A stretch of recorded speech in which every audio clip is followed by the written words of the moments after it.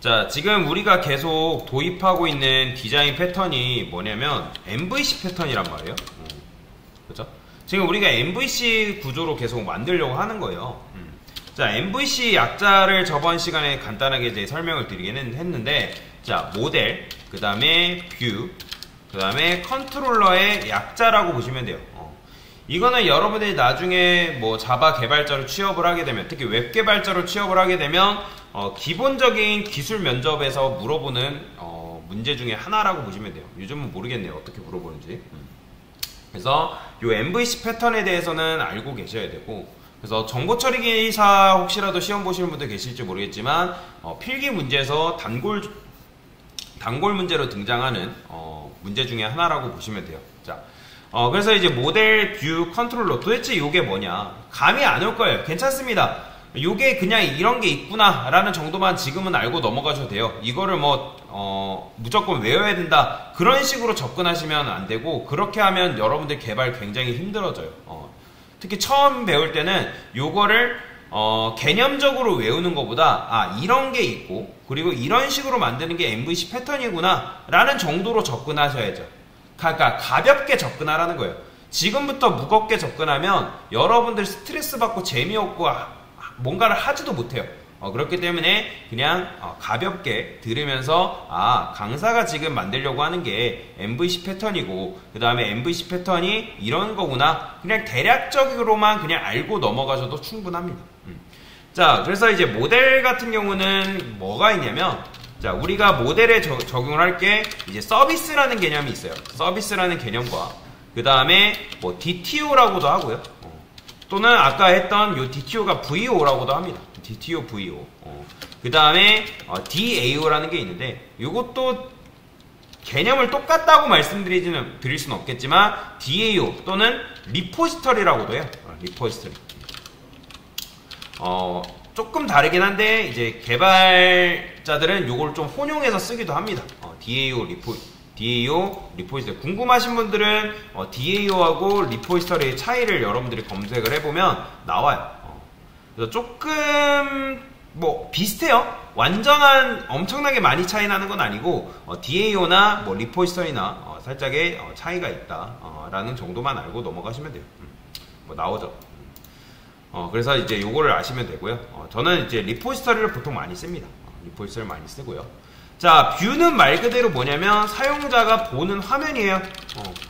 그러니까 지금 우리는 보는 화면을 구현하고 있지는 않지만 우리는 콘솔 창을 통해서 보는 화면을 구현하고 있죠. 그렇죠? 그 다음에 컨트롤러의 역할은 뭐냐면 요 뷰, 그 다음에 모델을 뭐랄까 이어주는 역할이에요. 중간다리 역할이라고 보시면 되겠죠. 그래서 얘는 모델 같은 경우는 어플리케이션 핵심이에요, 핵심. 그 다음에 요 서비스 있죠, 서비스. 서비스는 어플리케이션의 핵심 로직들을 담는 녀석이라고 보시면 돼요. 이 DTO는 데이터 관리자. 그렇기 때문에 아티클이나 멤버 그런 녀석들이 들어가는 곳이라고 보시면 돼요. 데이터 관리자. DTO 같은 경우는 뭐냐면, 여러분들이 지금 이거를 막 구체적으로 막 깊게 몰라도 되지만 나중에 데이터베이스 배울 때 이걸 다룰 거란 말이에요, 심도 있게. 그러면 얘는 데이터를 실제적으로 관리하는 녀석이라고 보시면 돼요, 데이터를. 그러니까 뭐 데이터베이스 수업 들어가면 얘가 이제 실제로 쿼리문이라는 걸 날리거든요, 리포지터리에서. 그런 식의 역할을 담당하는 녀석이라고 보시면 돼요. 얘 자체가 데이터베이스가 아닙니다. 자, 여튼간에 컨트롤러 같은 경우는 뭐다? 사용자의 요청을 받습니다. 자, 그림을 통해서 한번 구현을 해볼까요? 자, 여기가 이제 고객이에요. 여러분들이 고객이 이렇게 있으면 고객이 웹 어플리케이션을 사용할 거 아니에요? 그죠? 그러면 화면을 본단 말이에요. 화면. 이게 뷰예요, 뷰. 그러면 고객이 뷰를 보겠죠? 어떻게? 이런 식으로. 그럼 뷰를 봐가지고 뭐 예를 들어서 뭐 로그인을 한던 글을 쓰던 뭘 하겠죠? 그러면 그 요청이 어디로 간다? 바로 컨트롤러한테 갑니다. 근데 당연히 컨트롤러한테 바로 가는 건 아니고 제가 저번에도 말씀드렸지만 청원 경찰이 있다고 말씀을 드렸어요. 중간에 그 녀석이 그 고객의 요청에 의해서 뭐 예를 들어서 이제 고객의 요청이 들어오겠죠, 뭐 어떤 특정 부분에서. 그러면 그 요청에 따라서 뭐 다양한 게 있을 거 아니에요. 지금 우리는 아티클이 있고 그 다음에 뭐가 있어요? 아티클과 멤버에 대한 기능만 지금 구현을 해놓은 상태잖아요.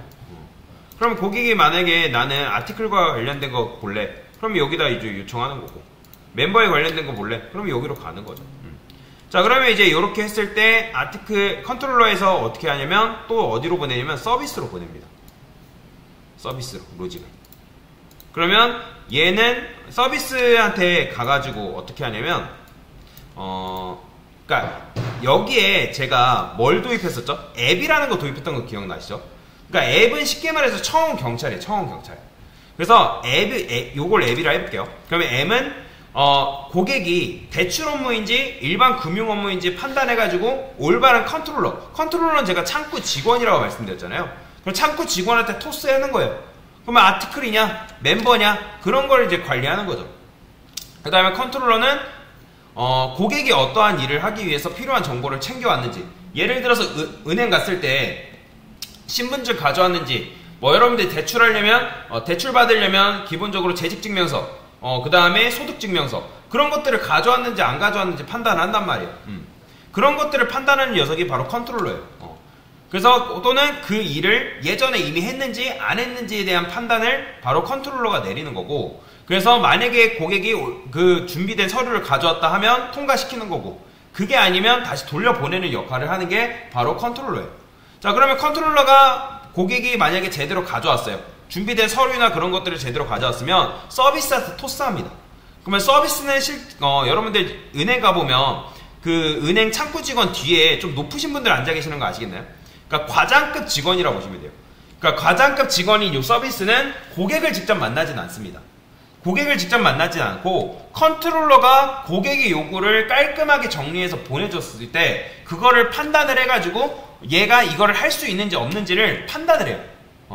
그래서 이 과장급 직원이 뭘 하냐면 일을 하면서 데이터를 저장, 그리고 검색, 수정, 삭제하는 일을 하는 건 아니고 그 일을 해야 한다면 그런 일만 따로 꺼내가지고 누구한테 보내냐면 바로 DTO한테 보냅니다.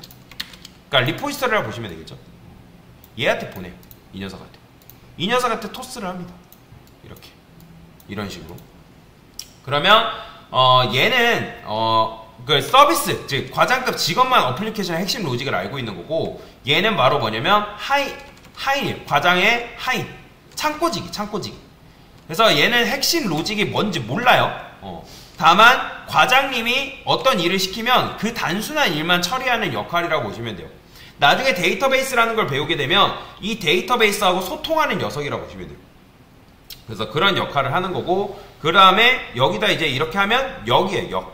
역이라는 거는 이렇게 하면 이렇게 보내주고요. 요청을. 그 요청에 대해서 이렇게 보내주는 거예요. 각각에 맞게. 이런 식으로.